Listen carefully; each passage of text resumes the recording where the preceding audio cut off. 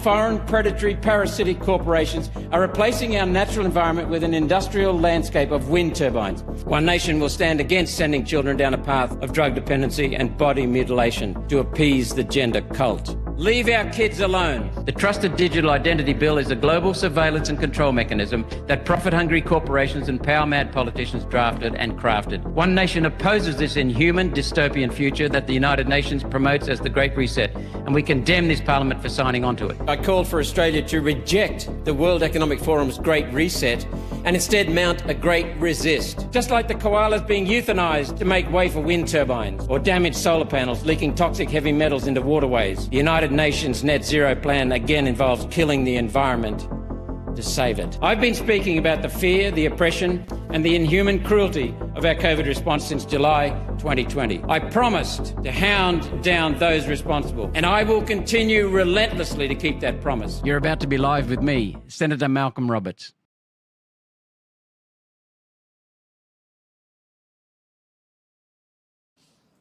G'day from Queensland, and specifically Brisbane. We're back in Brisbane after being up in Rocky and Cairns.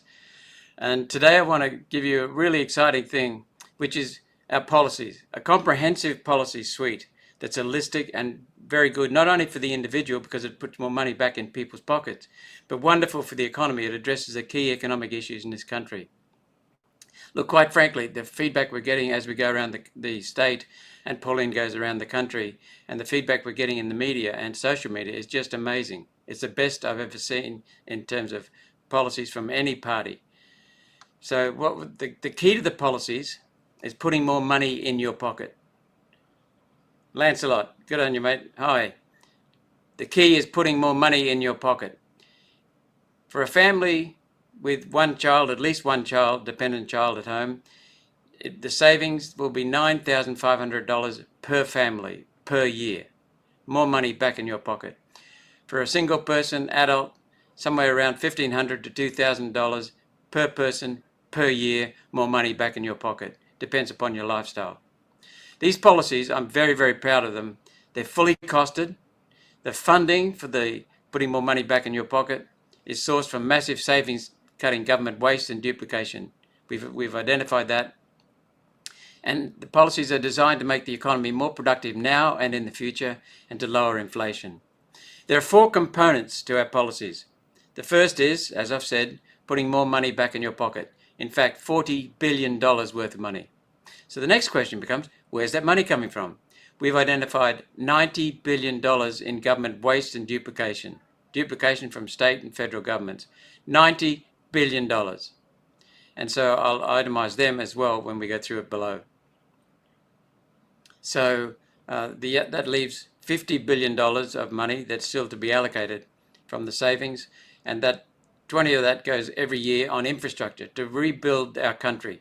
We have spent very little on infrastructure in Australia for decades, and what we need to do is restore our infrastructure. Infrastructure is the key to the productive economy, because if it's productive, if it increases our competitive productivity, productive capacity rather, then what happens is it increases productivity, which increases wealth, which increases material wealth for everyone in the country. So that's where $20 billion go. Dams, bridges, railroads. I'll give you the full explanation later on. So the other component, that leaves $30 billion, is we've got to pay down our debt. Our debt is around $800 billion now, thanks to Labor and Liberal, both of them, wasting money. And so what's happened now is that if we don't start reducing our debt, the interest payment per year on the balance owed is going to be around $50 billion a year. It'll be the single biggest line item on the budget. Interest rates, money going for nothing. So I'll give you more details on that. Anyway, last Friday, in fact, I was in Rocky, and I always love being in Rocky. It's a wonderful place. You've got the mountains nearby, you've got your Poon nearby, but you've also got a thriving hub. Beautiful river, and we've also got last Wednesday and this past Wednesday and yesterday I was in Cairns, and I flew back. Well, I'll get to that in a minute. We were in Cairns for listening as usual, Pauline and I, and also for introducing our Senate running ticket mate, Gina Court. So I want to welcome Gina. Pauline and I are very, very proud to have you on our team. She's feisty, she's a dynamo. Last year, she asked for some help on giving volunteer aid to the Bloomfield area floods, which were just devastating. When I went up there with her and one of our team members, the rapport she built in just a few days with the people of Bloomfield area was just stunning. There was so much respect for her, and she showed so much care. Gina is amazingly passionate about Australia, Queensland, North Queensland, and far North Queensland. She's an amazing woman. She's got a ton of energy. The people in Cairns just love her. She did really well in the last election in the state. And look, she showed so much commitment that Pauline asked her to stand for the Senate. So I'll be number 1 on the Senate ticket, and Gina Court will be number 2 on the ticket. And just remember, please, that Queensland is the only decentralised state in the country. In every other state, the capital city has more people than the regions and the rest of the state. In Queensland, Brisbane has less people than the rest of the state. And remember this too, North Queensland is Queensland's engine. It's the powerhouse. That's where more than half of our revenue is raised from North Queensland. If you add the coalfields of the Bowen Basin, it's well over half. Well over half. And the agriculture is just phenomenal. The tourism. So North Queensland is a powerhouse, but it's been neglected, and One Nation won't neglect it. Now, Pauline and I have supported North Queensland as senators. We would like someone up there on North Queensland who's in tune with it daily. So another item. So welcome, Gina, and please get behind her. We'll be introducing her more on our social media. As I posted on my social media 2 days ago, on tomorrow, that's Saturday, I'll be speaking at the Put the Greens Last rally. At last! I've been waiting for this for about 17, 18 years, since 2007, when I first started realising just how bad the Greens were and are. They're insidious. I called them many times in the Senate, in my Senate speeches, the most destructive force in Australian politics, and they are destroying a country, as I'll show you in a little while. But come along tomorrow and listen to people talking about putting the Greens last, or sometimes people are calling it the rally, say no to the Greens. It starts at 10 a.m. tomorrow in Brisbane, in fact, specifically at Anzac Park in the suburb of Toowong, right down there near the start of the Western Freeway. So come along and join us. Last night, when I arrived back from Cairns, I went straight to the premiere of the documentary Witness Statement. And what an amazing documentary that is. 2.5 hours. And look, I just want to acknowledge and thank Deborah, Jerry, Margaret, and Anthony for doing it. All voluntary, all voluntary. It's cost Deborah in particular 2 years of her savings, 2 years of income foregone because she just worked on this tirelessly. And the quality is just phenomenal. She's never made a film before, but she's had, I don't know where she's got her advice from, but it's a phenomenal film. And it's a fact. It's a documentary. Look, I took a barrister with me because it has many legal things in it. And my barrister was asked to give an opinion, but the technology failed a couple of months ago when he was asked to give input. So I gave input to Deborah, and my wife did too. But anyway, we took the barrister along yesterday with me last night, and he was just blown away. He says it's very professional, it's very accurate, and it's just amazing. It's well worth looking. Look, it gives a complete summary of the COVID era and where we have to go now to hold the bastards who inflicted this on us, the injustice on us, the dishonesty on us, the fraud on us, the politicians, the bureaucrats, the doctors, some of the doctors, above all Big Pfizer, Anthony Fauci, but it targets the Australian aspects of it. It is an amazing documentary. I don't know how Deborah did it. In just 2 years, she's pulled it all together. She's had help with research from Jerry, but it is truly astounding.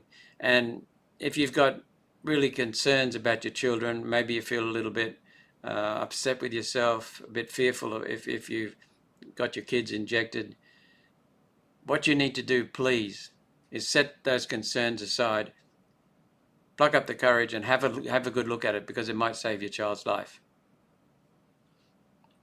Speaking of COVID, A few weeks ago, I did a podcast for 3.5 hours with Dr. Dave. Oh, and by the way, I just remembered, thanks to the many people at last night's showing for coming up at the Warner Emerge Church, for coming up and saying thank you and expressing your gratitude for the work I've done on COVID.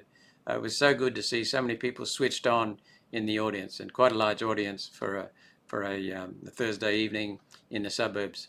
And people came from Murwillumbah in New South Wales, Gold Coast, Sunshine Coast. Truly amazing, and it was an absolute delight. You could have heard a pin drop for the whole damn thing, apart from a couple of times when we were laughing at some of the ratbags that have led this country and led this state and the damage they inflicted. So I started to talk about the podcast with Dr. David Martin, who many of you will know. I did a 3.5 hour podcast.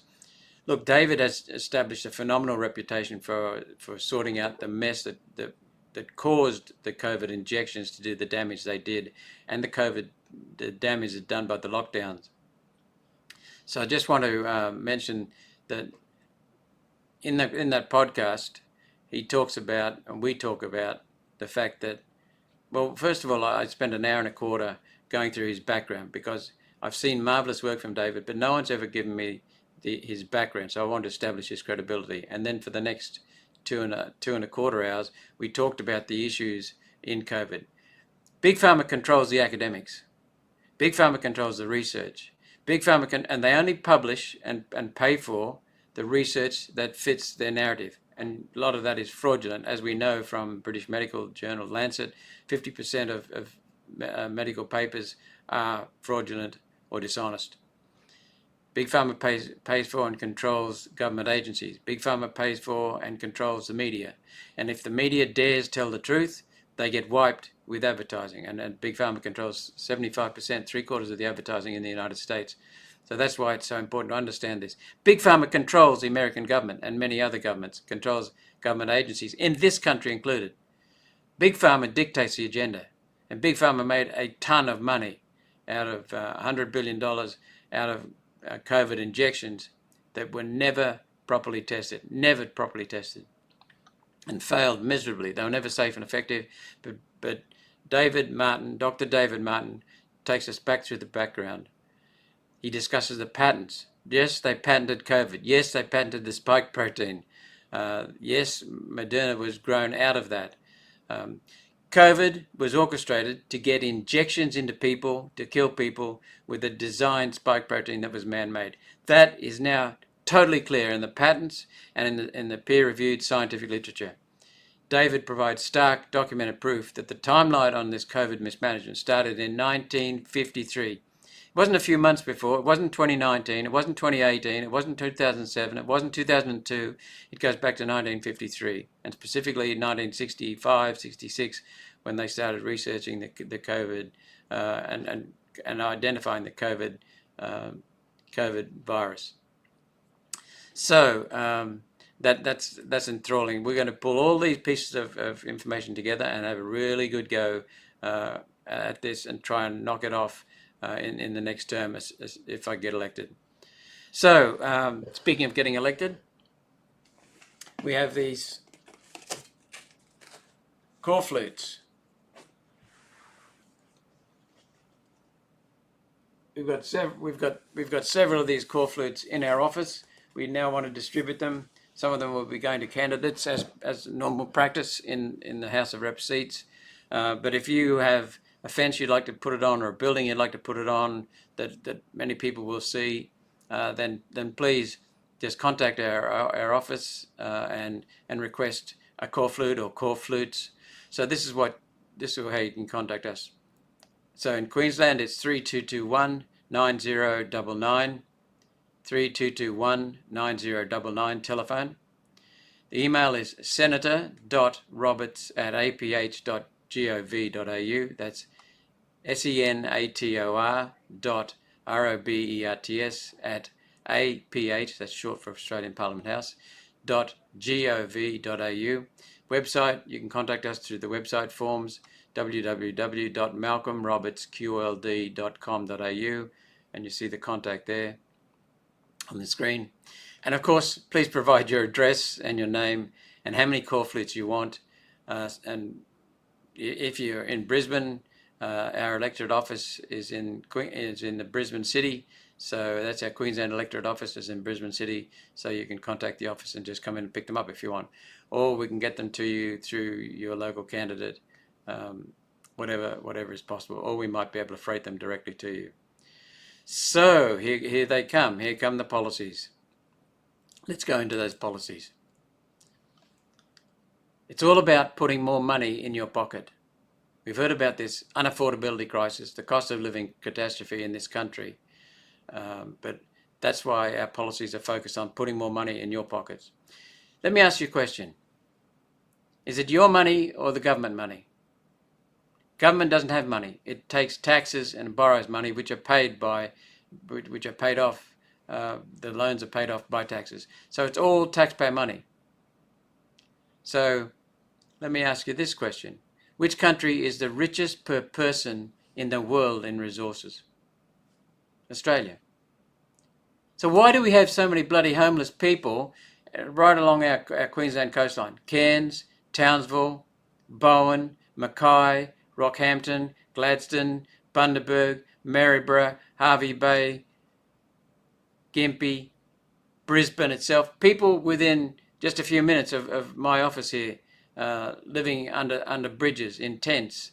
People in Ipswich, people in Logan, people in the Gold Coast, people in Beaudesert, living homeless. Families, I'm talking about working families who go home to their cars. Mum and dad go home to their cars at night after they finish their work and see if they can find their kids.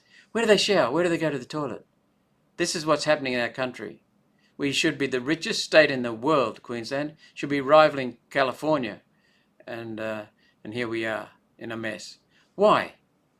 Because we've been following UN policies that have raised the cost of living dramatically. And they've been designed to do just that. And the dopey Liberal and Labor and Nationals have been following this agenda from the United Nations and World Economic Forum for decades. Decades. Since the UN was conceived in 1944. Life in Australia today for many is unaffordable. And I'm going to share with you a sickening policy that the government has just put out. Completely dead, tone deaf government we've got. They have no clue what's going on. I'll explain that in a minute, but after going through our policies. So the next question I'd like to ask you, who knows best how to spend your money? You or the Canberra bureaucrats in the federal bureaucracy? Of course, it's you and me. We, the taxpayers, know best how to spend our money. So what caused this problem? Liberal and Labor mismanagement and deceit and dishonesty and fraud. Look at the COVID example. Look at the climate change. Look at the energy. Look at the water policies. Look at the stealing of property rights. They're destroying our country's productive capacity and making cost of living unaffordable. So what's the solution then? Well, if we've had 70 years roughly of Liberal and Labor, then the solution is to change. Change away from Liberal and Labor. Change away from Liberal and Labor. They caused the problem. So what we've got in our policies to put more money in your pocket is basically it's tax reform. And it's all fully costed. And I'm extremely proud of these policies because my two members of my office team, Senate parliamentary advisors, basically came up with them, developed them, fleshed them out. Then we got Pauline's office involved. They added more contributions and insights. And then we got Pauline and James Ashby involved, and they added wonderful insights because they're very experienced politically. And then we wrapped them up as a package. And that's the beautiful thing about these policies. They're not only appealing in their own right, they come as part of a comprehensive package that's good for the economy. And that's one of the first times I've seen that from any party anywhere in this country, because they're normally going after just votes and doing short-term things to get short-term gain. But this is genuine about putting more money in your pockets and making our country more productive. So the first one, and as I said, families will save $9,500 on one policy and another $1,500 to $2,000 per year on another policy. So around $10,000 plus. Individuals will save $1,500 to $2,000 around that. So more money in your pocket. $10,000 plus in your pocket individuals $1,500 to $2,000 more in your pocket. So the first policy I want to mention is income splitting. This is for a family with at least one child, dependent child at home. And that means that when we say income splitting, it means that if the wife is not working, for example, stay-at-home mum, and the dad is working, then they pool their income, divide it by 2, and say they're earning $120,000, so the man is earning $120,000, then they divide that by 2, they each earn $60,000. So it dramatically lowers your tax because there's a joint tax return filing. And this policy, I mentioned this last Tuesday at a forum on 6 News. And the next day we saw a signal from Senator Rennick to the Parliamentary Budget Office or to the Parliamentary Library looking for costs on it. And now he's come out with a policy identical. So I guess copying is the best form of flattery. So anyway, there you go. So income splitting, joint return tax filing, save around $9,500 per year for a family with one or more children at home, dependent, and with average income. The second policy is to halve the fuel excise tax on diesel and petrol. Halve the fuel excise tax, which leads to a saving at the pump of 26 cents per litre. 26 cents per litre you'll save. So people in regional Australia will save a lot more than people in Brisbane, but people in Brisbane will save a hell of a lot. So it's very, very important. Now, I'll come back to that. There's something I'm very excited to tell you about in this area. The second one is to cut alcohol excise tax in hospitality venues. That's restaurants, clubs, pubs. What we found is that the hospitality sector is doing it really tough. They're under enormous pressure. Many of them are shutting. And the cost of alcohol has become too prohibitive. So what's happening is that people staying at home, getting smashed, preloading, going out to hospitality venues, sitting on a beer all night, and the hospitality business goes broke. And in the regional towns, the pubs and the restaurants and the clubs are the centre of social activities, and so they need to be rekindled. So this is about responsible drinking in venues that have responsible service of alcohol laws and regulations. It's to revive industry as well as revive social events in right across the state. So it's in hospitality venues. So that'll be 50 cents a schooner saved and $1.20 per spirit saved in alcohol excise tax. The next one is to cut electricity bills 20%. Immediately. This can be done very, very simply.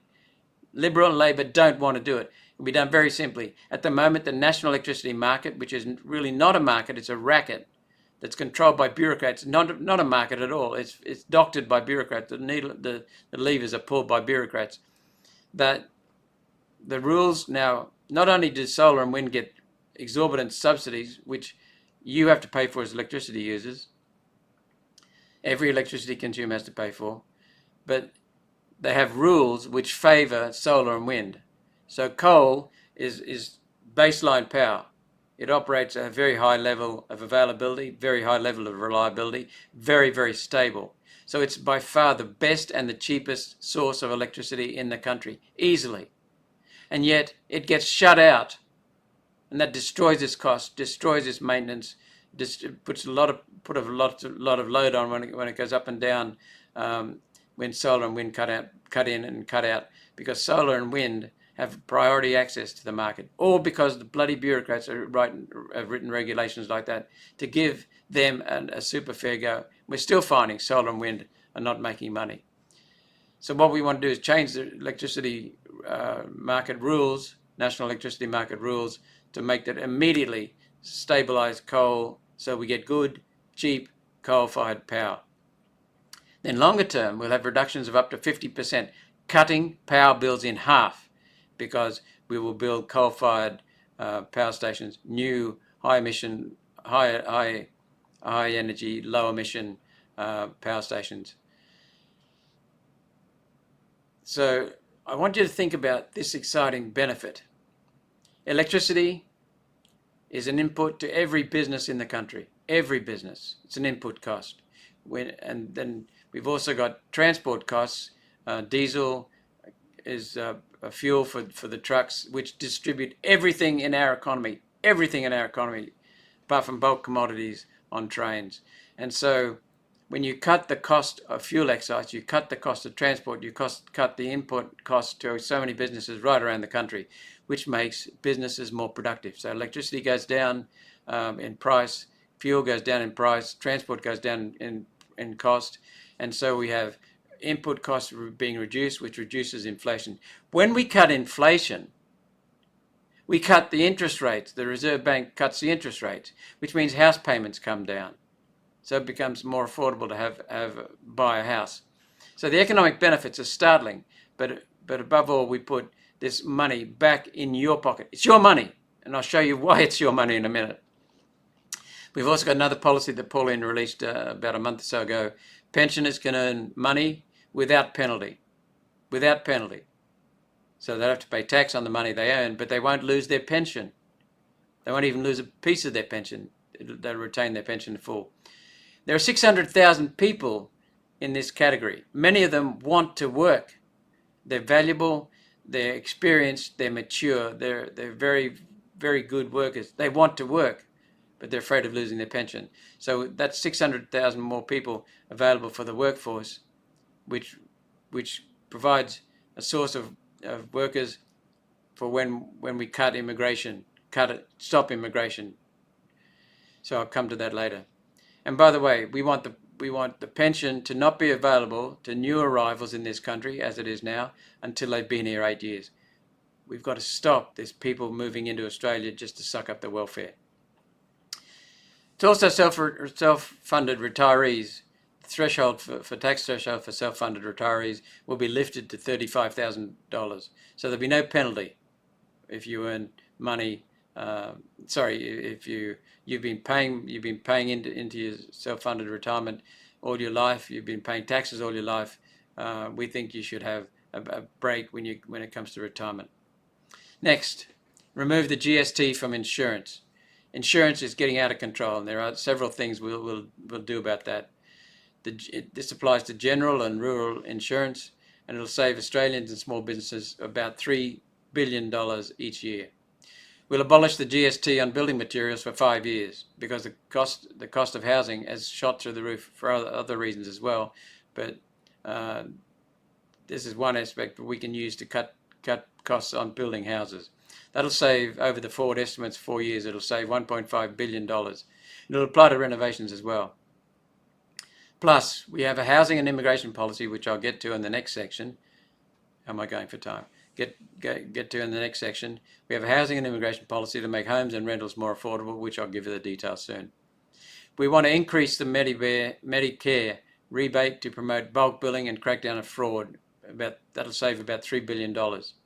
So bulk billing has become extinct almost, like the dinosaurs, because doctors can't get a fair go, and so they don't bulk bill. If you add the pharmaceutical benefits fraud that's going on, people coming to this country and using Medicare for their whole family without proper entitlement, or people who are their whole family, extended family, sending pharmaceutical benefits schemes, medicines home to their other country. If you include pharmaceutical benefits scheme fraud, then we will save $5 billion a year. The cost of the pharmaceutical benefits scheme has increased from just over the last 5 years, has increased from $8 billion to $20 billion now. Part of that is the fraud, but part of it is also the Therapeutic Goods Administration just ticking and flicking so many new drugs from Big Pharma. So yeah, I told you they control everything. Plus, we want to instill an 8-year wait for Medicare and Social Security. Otherwise, the system will go broke and we won't be able to look after Australians. Now, groceries and food, what do we want to do about that? As well as reducing the input costs of fuel and electricity, we will give the ACCC, the Australian Competition and Consumer Commission, powers and funding as well, so they can do their job to supervise, to investigate the supermarkets and the food chain.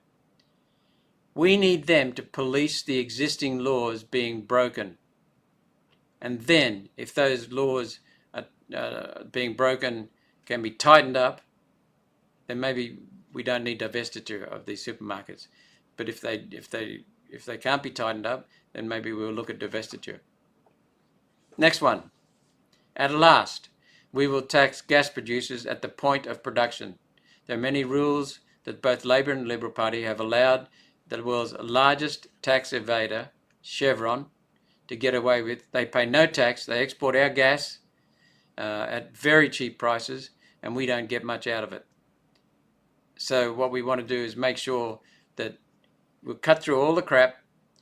Whatever they produce, they get taxed per volume at the point of production. No arguing, no fiddling of the books, just taxed. That'll get us $13 billion in extra revenue.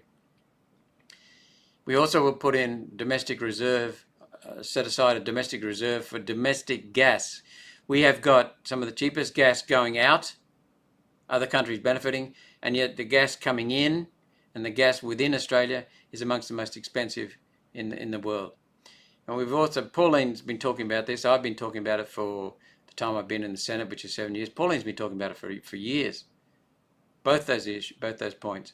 And also, we know that the gas on the Northwest Shelf is suitable for converting to liquid fuels. So we put a pipeline across the country and send it to Sydney, Brisbane, and Melbourne to put a refinery in each of those cities.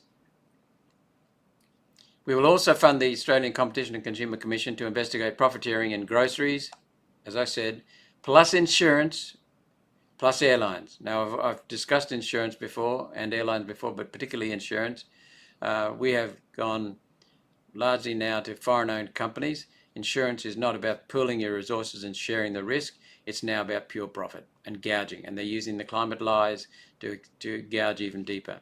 Policies going up from $3,000, just a suburb I can see from my office, and going up to $33,000 in 1 year, all based on climate lies. As I said, these policies have been put together. They've all costed.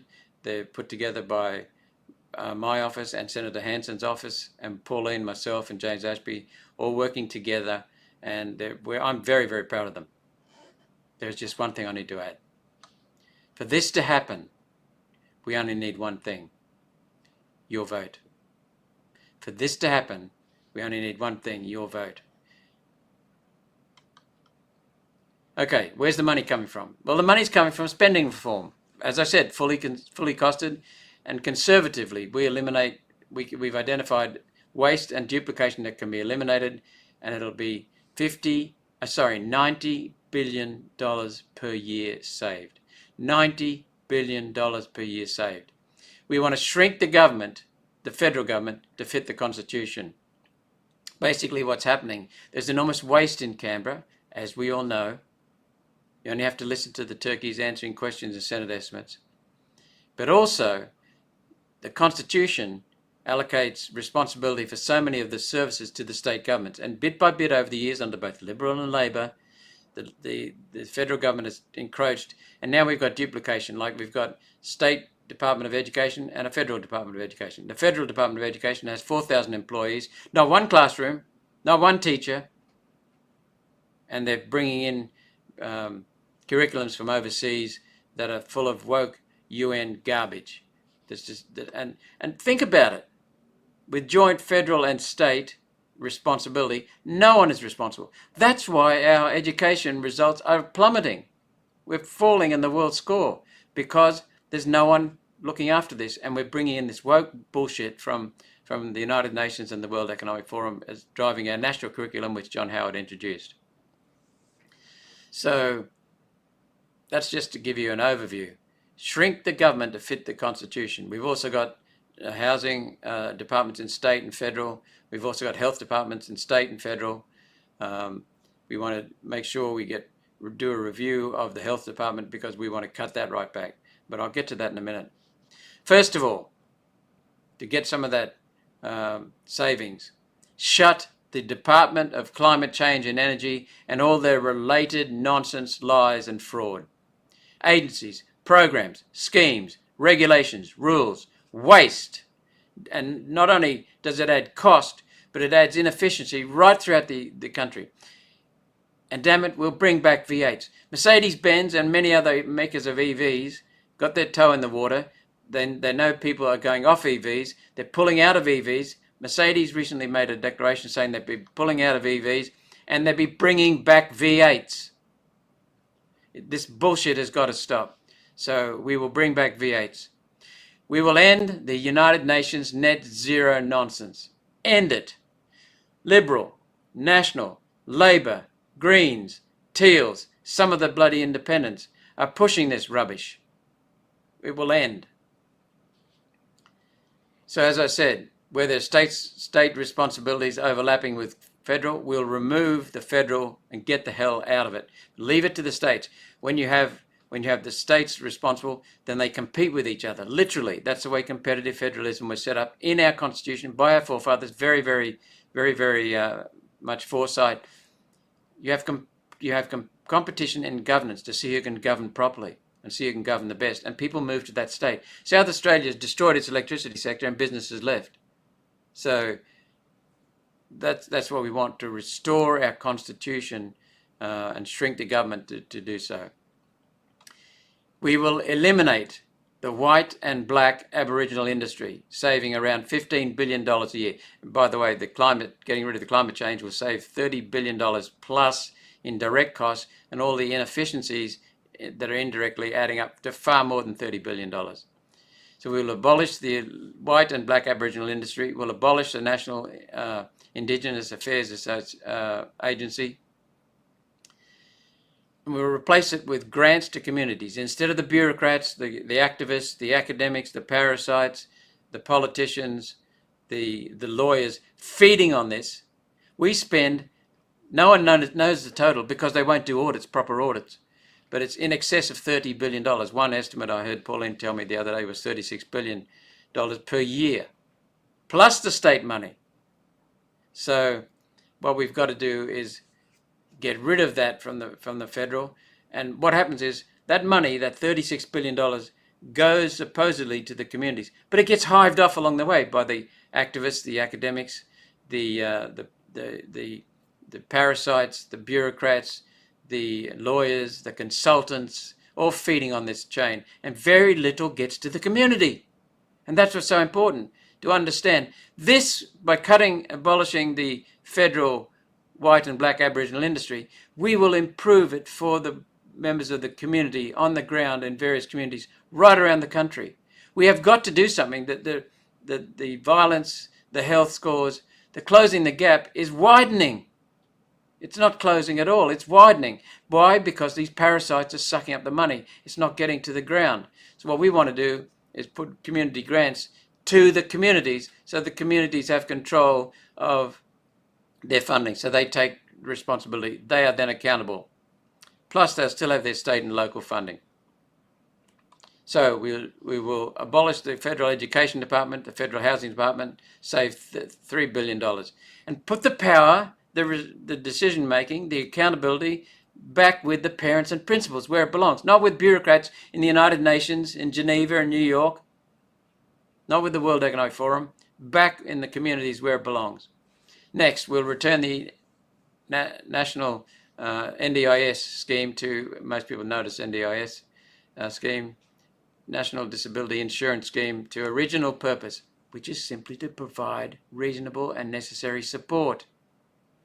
Provide reasonable and necessary support. This monster was never conceived properly. It was conceived as an election gimmick, election headline grabber by Labor. Both parties have made a complete mess out of it. There's so much rotting going on. There's so much waste. And there are so many people who are genuinely disabled and not getting reasonable and necessary support. We want to make sure it's tightened up. That'll save us, we estimate, around $20 billion in rotting and waste. We know the figures are extremely high because the NDIS senior staff have acknowledged that. They've quantified it. We want to protect also health, vets, and the aged care, because those sectors are being ripped off by workers leaving them and going to the NDIS where it's open slather. So far up to $35, $65, $68 billion in savings.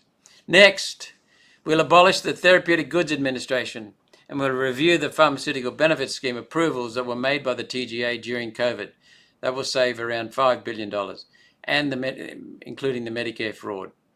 So the testing for and approval for new drugs will go back to either the states working together, or if they want to, they can set up, they can ask the Federal Health Department to do it.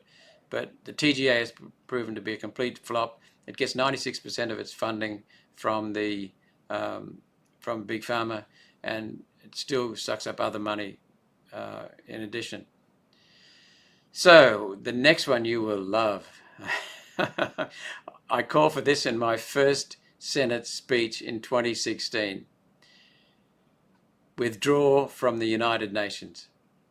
America can do it, we can do it. We know we can do it. It's very, very simple. It'll take some time, but we can get out of it. It's up to us to run our country, not let the bureaucrats in the UN run it. Next one, withdraw from the United Nations World Health Organization. I call for that early in 2020 when COVID hit our country, because I could see what the UN World Health Organization was doing. And if you watch David Martin's podcast, you'll see just how the background of the United Nations World Health Organization. They were drug runners. The current boss of the World Health Organization is a former terrorist. And they're a bunch of crooks. They're working for Big Pharma.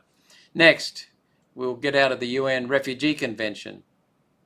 We'll get out of the International Criminal Court, which John Howard took us into, and which was a damn stupid move.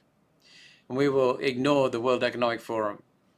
That'll save around, those combined will save around $1 billion. We'll withdraw from the United Nations Paris Agreement. It's not an agreement anyway. I haven't got time to go through it now to explain why it's not an agreement. But basically, China said, we will do whatever we want to do until we civilize, develop our country around 2050. Then we'll think about it. Okay, that's China's agreement.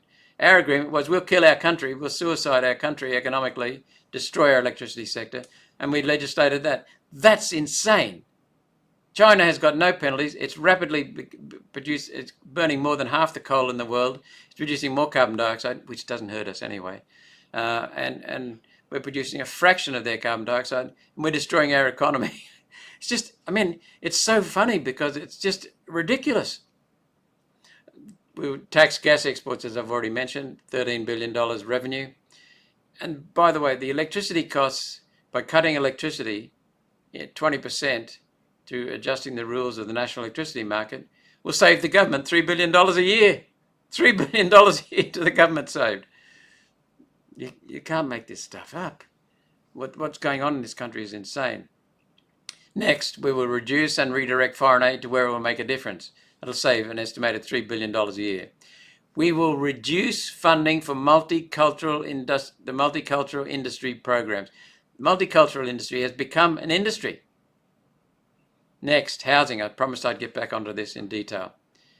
The core problem with housing costs, which is skyrocketing, and rents, house prices, is massive immigration. So what One Nation's policy, have a look at our policy on housing and a policy on immigration. They're phenomenal. We will work on the demand for housing, the supply for housing, the building prices, the loan payments, and inflation. Because inflation determines the interest rate. Just keep a track on time. You can see I'm enjoying this. So the working on demand, that's the demand for housing. We will stop mass immigration. Stop immigration. Immigration is high right now, record numbers, double what it used to be under Morrison, because of one reason. It's a way of stopping the per capita recession from becoming a recession. That's all it is. They don't care about the people sleeping under bridges, cars, and in cars and in tents and caravans. They don't care. They do not care. They're driving the country broke and raising the cost of living, and they just do not care. So it's there, the mass immigration is there to stop a per capita recession becoming a recession. So we will stop immigration. So at the moment, about 220,000 people leave the country a year. So we will allow in only 130,000 per year, which means that we have a net emigration out of the country of 90,000 a year. Remember, we've got 600,000 pensioners, who many of whom want to come back into the workforce. So we will allow only 130,000 migrants to come in to replace the 220,000 that leave, and that's a net minus 90 of people entering the country, minus 90, which means 90,000 net leave. As we've said before, we will deport 75,000 illegals, 75,000 who are people who are here illegally in contravention of their visas. Some of them have come in for 12-month visas, and they've been here 15 years.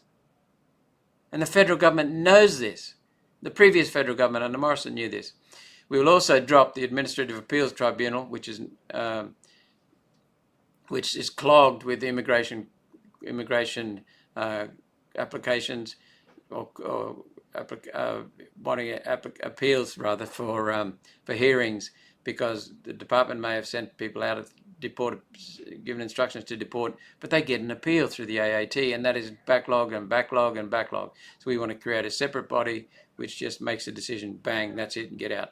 So an appeal body for immigration, treating immigration appeals. We will reduce foreign students.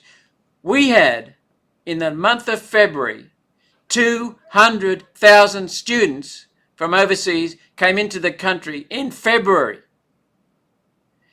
Part of them are genuine students.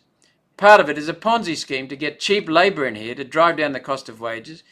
Part of it is a Ponzi scheme for people to just simply come in, pretend they're students, work, and send money home. We have seen for the last couple of years now, $10 billion plus sent overseas per year back to families. And then we have Ponzi schemes where relatives of students come in as well. So the impact on housing is huge. The demand is enormous. We will ban foreign ownership. We'll give foreign owners 2 to 3 years to sell up and let their homes be bought by Australians. Many foreign owned homes are locked up. They're not even vacant. They're vacant, but then they're not available. So what we want to do is ban foreign ownership of homes and farms. Next, we will cut the GST on housing construction materials. We will review the land allocations around the country, because we know some developers are sitting on land to drive the price up and then develop it. So what we want to do is free up the cost of land.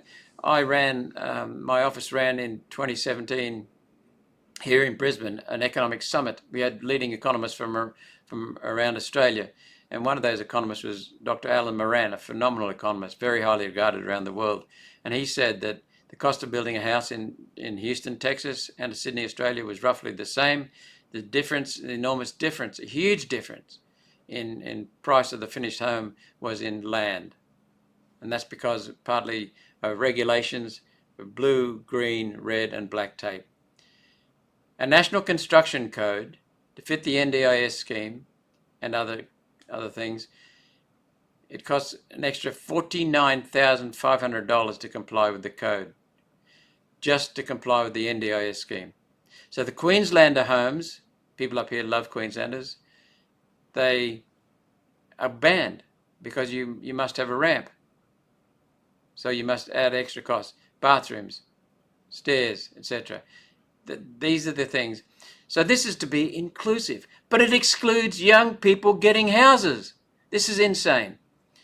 Next, we'll take the stupid, bureaucratic housing scheme, the Housing Future Fund, which is really now $20 billion stashed away in the stock market.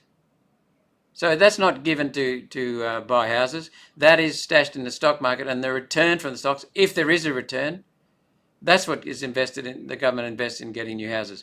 The government hasn't built any houses in 2 years since it's been in. So what we want to do is convert that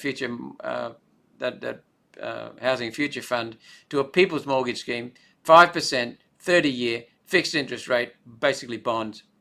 We will allow students to roll in, those with a HEX loan, adults with a HEX loan, to roll the HEX loan into the housing loan so that they can qualify for a house. It'll mean the payments continue a few more years, but at least you can get in and start getting equity in your house.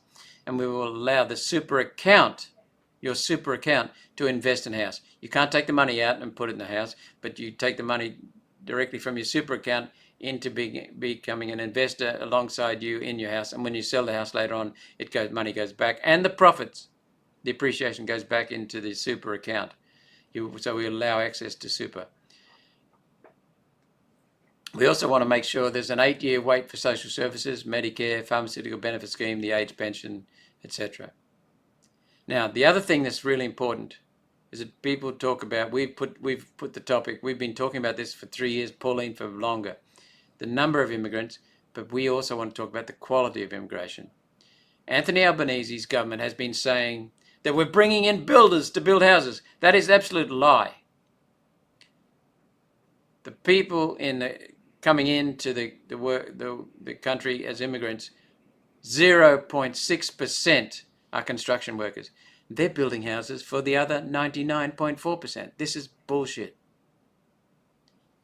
Every one of the 130,000 we let in to replace the 220,000 that leave must have a skill. Not come here for welfare, not come here for what they can get, but from what they can bring in terms of skills and services. Now, for this to happen, we only need one thing: your vote. For this to happen, we need one thing: your vote. Next thing, so that's $90 billion saved in costs of government. $40 billion goes into putting more money back in your pocket. $20 billion will be used every year for building infrastructure for future productivity. New dams, Hells Gate, Emu Swamp, Urana, Hughenden irrigation project in Queensland, Big Buffalo in Victoria. Proposals like the Fodder King proposal need to be considered for funding. And wait for this, Gladstone, $8 billion, major port upgrade and intermodal, because logistics is so important. Logistics is fundamental. And we've already got a private investor doing that at Gladstone. And Gladstone, logistics is extremely important to every country because it determines the cost of your moving and the availability of moving materials around the country and people around the country. Australia is a large continent, so logistics is important. But it's a large continent with a small population, so it's even more important, where our logistics has not been considered at all by the federal Labor and Liberal parties and the national parties. And so we've been connected with this Gladstone $8 billion major port upgrade and intermodal. You'll hear more about that in the near future. Very exciting development. Gladstone, as the opportunity, providing the inland rail is extended, and there are proposals for that, as the opportunity, the potential to dramatically reduce transport costs around the country. We will build a fully national passenger and freight rail circuit. The inland rail, forestry alignment to Wandoan, Banana, and then to Gladstone, where it should go. The Northern Crossing from Port Hedland to Moranbah in the east, and that will drive Australian steel. Some regional railways, the Eyre Peninsula Rail, reopen and upgrade and connect to the National Circuit in South Australia. The Shepparton-Tocumwell Rail in Victoria, southern New South Wales, reopen and upgrade, connected to the Hay Line to connect Victorian Food Bowl to the National Rail Circuit. Dendrobium Rail link to Port Kembla. We've got questions about that, so we're going to do some more research on that. Has the alignment been sold off? We don't know. We'll build the missing link between Geraldton and Port Hedland in Western Australia. We're going to consider petrol refining in this country because we need to restore that, in my opinion, but we've got to do the costs on that first. What we want is wealth over welfare, and there'll be more announcements to come in this area. For this to happen, we need only one thing: your vote. That's all we need. To do these things, we need your vote, your number one vote. We need your number one vote. Next, the fourth component of our 4 components is to pay down the principal off the national debt. As I said in the introduction, it's the interest payment is the biggest line item in the federal, will be next year the biggest line item in the federal budget. Bigger than defence, bigger than welfare, bigger than the NDIS. although Bill Shorten did admit that if nothing is done about the NDIS, it will get up to be $90 billion a year. That will make it prohibitive to give care. Government is currently 28% of the country's gross domestic product.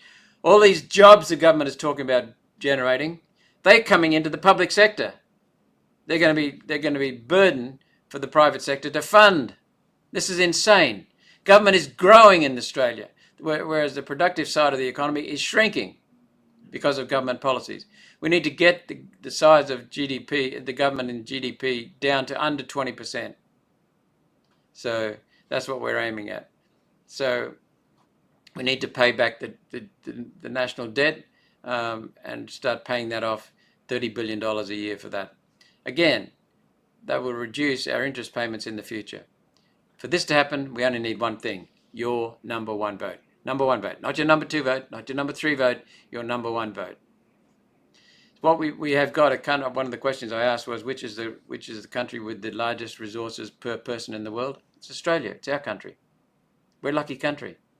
We want to convert it to be a prosperous country instead of a stupid country that's ruled by stupid people in the Liberal and Labor Party and being driven into the ground.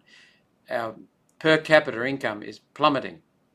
It's collapsing. We should have the highest in the world, and it's heading for number 20. So we want to convert the lucky country to the prosperous country, restore abundance and opportunity for all who are here, regardless of where they came from. If they're here in our country, we want to restore abundance and opportunity for all. For this to happen, we only need one thing: your number one vote. Other policies will be continuing. COVID. I continue to seek compensation, so will Pauline. Not only for the injection injured, the injection bereaved, but also for people who've been flogged around by lockdowns, businesses smashed, marriages destroyed, COVID injection mandates of crippled people, the mandates themselves, for those who didn't take the injection, restrictions. We will also keep seeking care and treatment for the people who are injection injured, because there are hundreds of thousands of them. Some are paralyzed for life, crippled for life. We've got to get these people treated. That means the bureaucrats have got to start owning up to this. We want to stop the shots, stop all the shots. The proof now is beyond doubt. And the only reason people are not owning up to that is because they know that we'll be after them if they do. But we have got to do it. They've got to start admitting their complicity in injuring people so that we can treat the injured. We will keep going because that's what we're after. We want to end mandates. We've already moved to end mandates. Liberal, Labor, Greens, Nationals voted against it. So we want no mandates in the future. We want to restore medical basics, informed consent, doctors' free speech, so that they can give honest advice. We want to have a royal commission to include punishment and justice. We want to instill free speech in the Constitution, which we've already tried once. We're the first to try it. And even the first step we took was knocked back by the Liberals, Labor, Nationals and Greens. Free speech in the Constitution. We want to end the woke rubbish that's destroying our country, to do with gender, with family law, with families, with 18C of the Racial Discrimination Act, where it's unlawful to offend, insult, humiliate and intimidate. Yet you can't give offence, you can only take offence. We want to introduce citizens-initiated referendum. And the first citizen-initiated referendum will be to enshrine human rights in the Constitution. Free speech, free assembly, free movement, free trade, free exchange, free belief, free religion. We want to reinforce parents' rights. They're getting crippled. Look at Victoria. We want a People's Bank. We've been campaigning for that for years. We want to end the Murray-Darling Basin Plan where it is. No further water acquisitions from government. Instead, return the Commonwealth Environmental Water Holder environmental water to states. States have their own environmental water. Use the Murray-Darling Basin like we used to use the old Murray-Darling Basin Commission. Use the Murray-Darling Basin Authority just like we used to use the Murray-Darling Commission that set water target allocations. Retain the Inspector General of Water Compliance, assure everyone does what they're supposed to do. We want to bond on solar and wind projects. We want to ban lab-cultured fake meat until 5-year health tests for safety are completed. We want to ban foreign ownership of agricultural land. We want worker protections to prevent the recurrence of worker exploitation due to the collusion between union bosses, greedy employers and labour hire firms. More is going to come on that. I've been chasing this issue for almost 6 years. In July, it'll be the 6th anniversary of chasing this issue. Australia's largest wage theft case, over $1 billion, 5,000 employees. Some owed $211,000 a year. We want to wipe diversity, equity and inclusivity from government recruiting. DEI, get rid of it. Support nuclear power, but we want to support always the cheapest power. Nuclear needs to be on the table. Coal is currently the cheapest. We will support farmers. We want an Office of Scientific Integrity and Quality Assurance to restore scientific integrity, especially where policies are based supposedly on the science.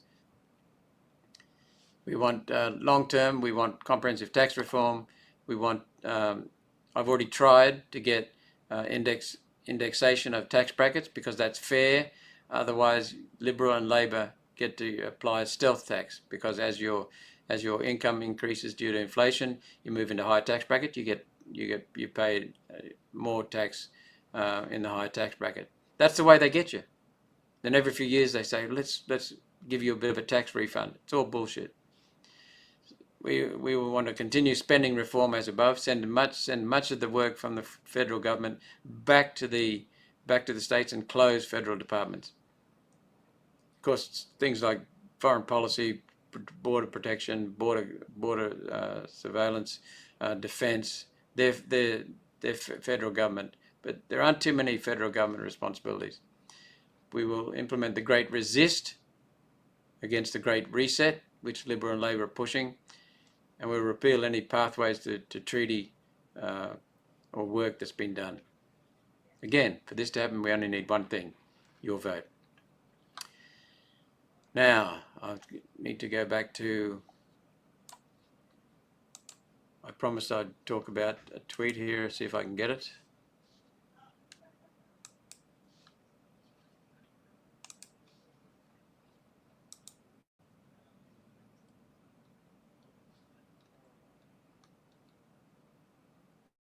Oh, here we go. This is a tweet from Amanda Rishworth. I think she's the minister in the Labor government. Australians struggling with cost of living will get access to interest-free loans up to $3,000 to help pay for household goods, medical expenses and education under a $50 million investment from the Albanese Labor government. Look at the lies. Look at the words. $50 million investment. This is handing money to people who cannot afford to live in Australia because the Labor Party government and the Liberals before it have driven them out of affordability, driven them out. Get a loan to help pay for household goods, medical expenses and education under $50 million investment.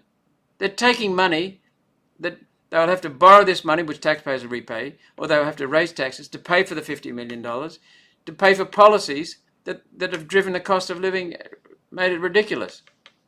Let me just get some notes here that.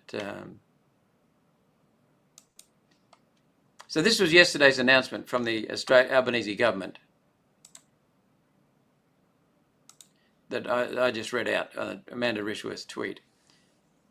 $3,000 interest-free loans for struggling Australians to help pay their bills that'll make Australia's most vulnerable worse off. A loan to pay a bill means a debt is not paid, Anthony Albanese, Amanda Rishworth. It's just moved around. Thimble in and P-trick. This is a tone-deaf policy that misses a very simple fact. Australians who can't afford groceries, let alone their electricity bill or their medical bills, will not be able to afford the repayments on the loan, with or without interest. It's common sense. All the Albanese government is doing is going to achieve getting struggling Australians further into debt. Labor loan shark, says Australia. You're right on. The chief driver of unaffordability is high energy prices, high rents, inflation, a decimated health sector, inflation due to the high immigration, inflation due to the reckless spending from the Morrison government, the reckless spending and the bribes given from the Labor government. The Reserve Bank of Australia has told you that. Government policies generally. Labor will borrow more money, will pay interest on it so people can pay companies exorbitant prices for energy, food and rent. Who's making money on this? The major corporations are making money on this. And Anthony Albanese's government is feeding the money to them, but it's your money. This is One Nation's policy instead to allow Australians to keep an extra $40 billion of your own money is a real solution. As I said before, we'll achieve this through reducing electricity bills 20% immediately through a change to baseload power generation. We'll cut fuel excise and reduce fuel prices by 26 cents a litre. Every litre you use is money saved, more money in your pocket. We'll remove GST from insurance policies, and we'll fund the ACCC to prosecute supermarkets, airlines and insurance companies engaging in unfair and deceptive practices, forcing prices down. Our taxation policies will allow families with a single income and at least one dependent child to split their income, keeping an extra $9,500 for a family with one wage earner on the average wage. An extra $9,500 in your pocket. We will allow pensioners and veterans to earn a full-time income without losing their pension to encourage as many as 600,000 qualified and experienced Australians to re-enter the workforce, while increasing the earning limit for self-funded retirees. Many people who are retired and on the pension want to work. They've got a lot to offer. One Nation is the party with a real economic plan to leave more money in your pocket, reduce government waste, pay off more of our national debt, and build infrastructure to increase wealth and opportunity for all Australians, and to decrease the input costs from transport and electricity of every business in the country, which will reduce prices, reduce inflation. This is not rocket science, but it is about being honest with people. Labor's tweet, just absolute rubbish. Look, I was going to go through some statistics, our social media, the party's social media, not just my social media, but the party's social media in particular, has just skyrocketed. It's just going through the roof. It's leaving Liberal Party and Labor Party for dead. So I might save them for next week or a future week. I was going to talk about preferences and how we're working in alliance. Let me just summarize. You own your preferences. You allocate where they go, number one. If number one doesn't get up, your vote goes in full to your number two. If that doesn't get up, it goes to your number three in full. So you don't lose anything. And that applies in the Senate as well. So you allocate your preferences, your number one vote, your number two vote, your number three vote, your number four vote, your number five vote, your number six vote, above the line in the Senate. We'll discuss some of these things next week or the week after, possibly, because we're supposed to be in Senate estimates. Although there's some rumours flying that he might announce an election. But anyway, I will go through those things in a future meeting, future live stream.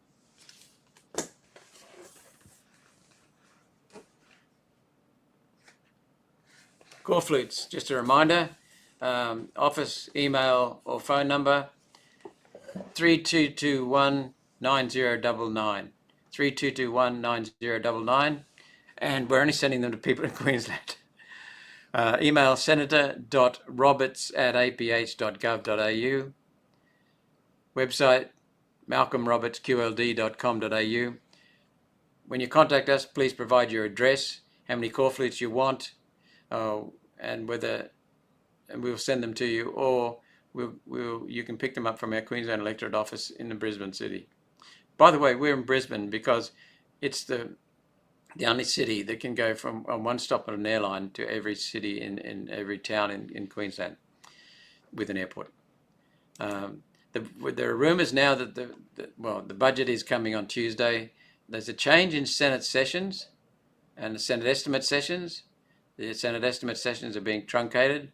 So there are rumours around that an election will be announced on Friday of next week. But I don't speculate on such things because I don't look into the future. I don't claim to have a crystal ball. So we'll have a couple of minutes of Q&A. We've probably lost Instagram, but I hope you've enjoyed the policies and you can see the holistic nature in them. $40 billion into your pocket, more into your pocket, back into your pocket. $40 billion more back into your pocket, coming from $90 billion in savings, $20 billion in infrastructure investment for the future productive capacity so that your kids can have more money back in their pocket, and $30 billion in reducing the national debt. Any questions, Q&A?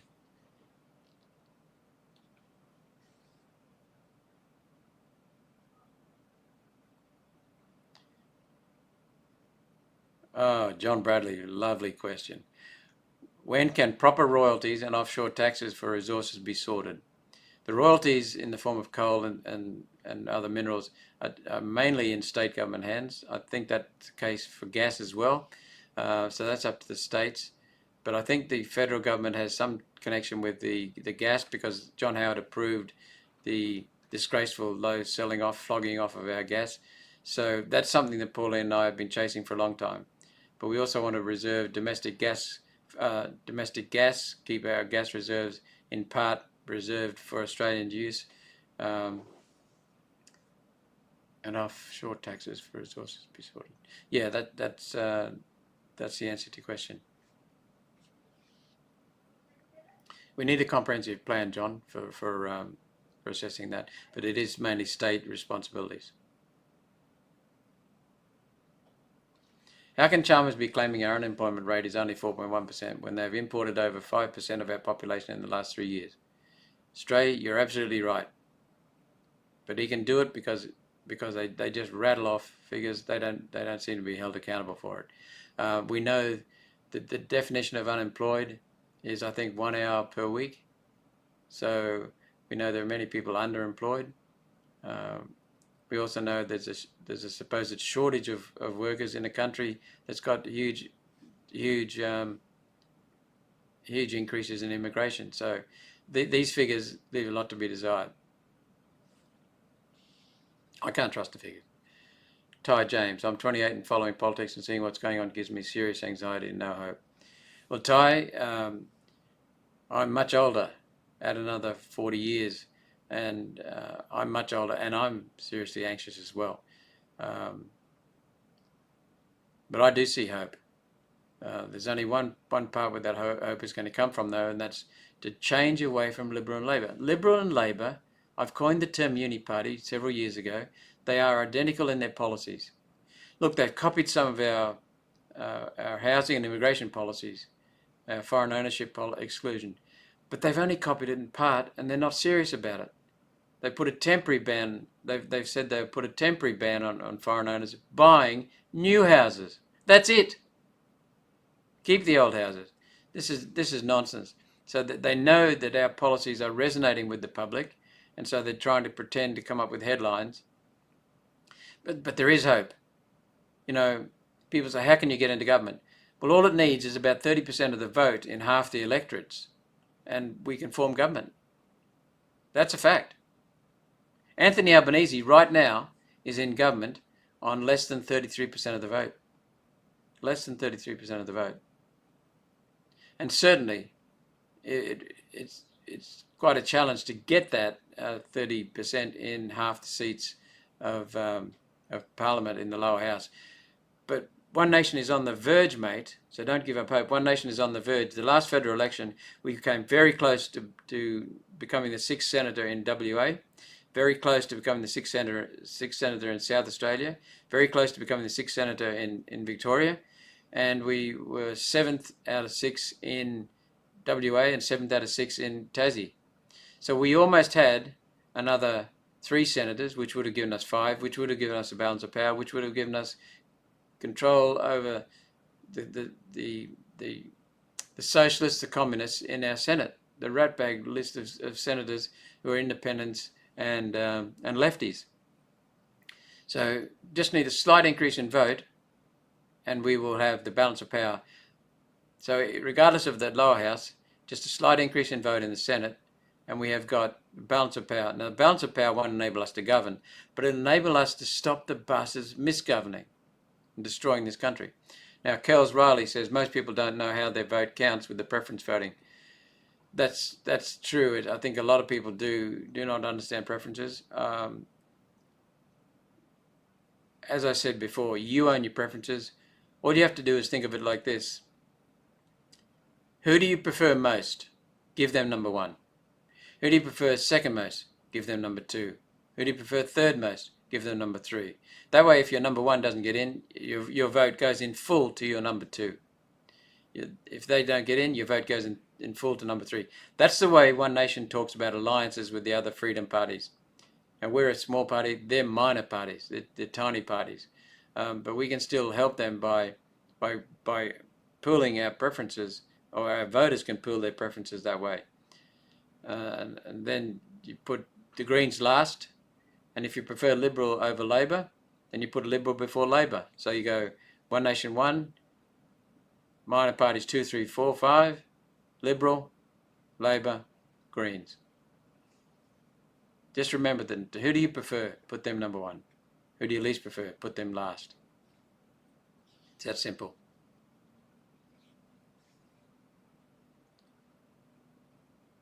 Senator, this is from Lancelot Link. Senator, with the housing crisis, why are hundreds of thousands of overseas students being allowed in? This seems to be by design. It is by design, mate. I did a podcast in Britain with the British a couple of weeks ago, and the policies that you're seeing in this country and the impact of the policies in this country are identical with Britain, identical with many European countries. It is by design. It is to smash borders. Then you have more of a chance of getting a global governance in place. It is to destroy culture, because there are 2 basic forms of organization for human civilization. One is the family, and the other one is the nation state, the country. When you smash family, people automatically turn to government, and they become dependent on government. When you smash national borders and nations, people turn to global. And that's what these people want. They want a global government. That's not my word. That's their words. They said, Maurice Strong, who started the COVID fraud, the COVID bullshit, the climate fraud, the climate bullshit. Maurice Strong engineered that, doctored it, he led it, he fabricated it. He said he had 2 aims: to put in place unelected socialist global governance. Unelected. And then he said his second aim was to deindustrialize Western civilization. That's called decarbonizing. That's why they're doing it. It's to get control. Everything is based around 2 things: control over people and wealth transfer from you and me to them. The parasitic billionaires. Wind turbines, solar panels, large industrial complexes, solar panels. They're all based on subsidies. That they don't succeed without them. They're shutting them. As soon as the subsidies end in Germany, for example, I just posted about this, the wind turbines are shut down. They can't even pay for the maintenance out of these things without subsidies. So it is by design, mate. Raise. The whole system is broken. My parents earning a quarter what we earn now. Back in the 80s, were better off. What? WTF, I better say that. Anyone with half a brain can see we're being robbed in broad daylight. Exactly, mate. That's extremely well said. Anyone with half a brain can see we're being robbed in broad daylight. They're driving up the cost of electricity. They're driving up the cost of food. They're shutting down farms. They're shutting down farmers. They're driving up the cost of electricity. They're enabling BlackRock, Vanguard, State Street, and First State to own many of the companies. It used to be that Woolies and Coles competed on price and service. Now they collude to drive up prices so they can get higher profits. Woolies and Coles made record profits last year, and I think the margins they had were the record as well. This is at a time when people are struggling to make ends meet, and when the government is going to move the chess pieces around to get access to interest-free loans up to $3,000 to help pay for household goods, medical expenses, and education. A loan to live? You've got to pay it back. If they can't pay it this month, how the hell are they going to pay next month and pay some of the loan back? This is what the mess they've got into. Blind Freddy can see.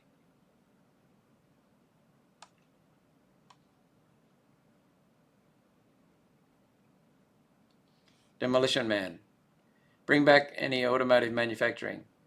Toyota, Mitsubishi, etc. Let's make our own Australian-made anything again. You know, I've got a very good friend, John McRae. He's in his 80s. He's just one of these guys who's extremely bright, never been formally educated, but has a mind like a steel trap. Gets on talkback radio, rattles off the figures.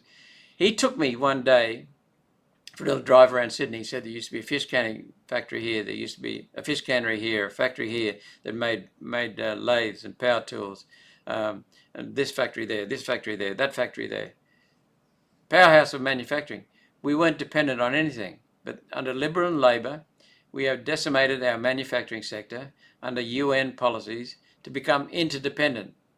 But when you think about that, interdependent sounds nice. We're all going to be interdependent with each other. Isn't that lovely? Sing kumbaya. But what it means is that we depend on someone else for so many of these things. That makes us dependent. That makes us dependent. The Lima Declaration was signed in 1975 by Whitlam's Labor government.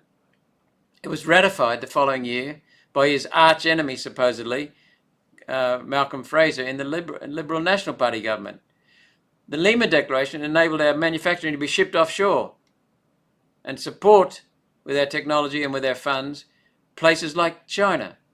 And China is still a developing country for the purposes of Paris Agreement.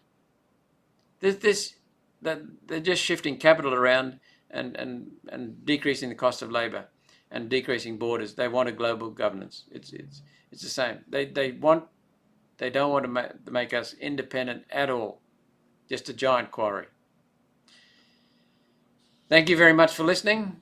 I will put a mark in where I promised to continue next week, the topics we didn't cover. But I hope you enjoyed the policies. Love your feedback on it. Policies for putting more money back in your pocket, shrinking government to fit the Constitution, and giving the whole economy on a better footing. Have a good weekend. Maybe see you at Anzac Park on the weekend here in Brisbane. Put the Greens' last rally tomorrow. Starts 10 a.m. Anzac Park, Toowong. Maybe see you there. Have a good weekend.